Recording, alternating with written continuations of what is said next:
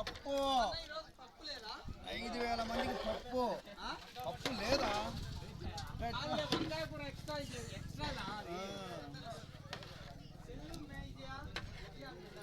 పప్పు 5,000 మందికి మురుజుపల్లి గంగమ్మ తిరణాల ఆయన రమ్మను ఆయన వచ్చి నిలవడం శేఖర్ చెప్పమను మురుజుపల్లి గంగమ్మ తిరణాల మొత్తం భోజనాలు మొత్తము ఈయన శేఖర్ రెడ్డి మొత్తము రోజు 3 రోజులు భోజనాలు రోజుకు 5,000 మందికి మొత్తం దాత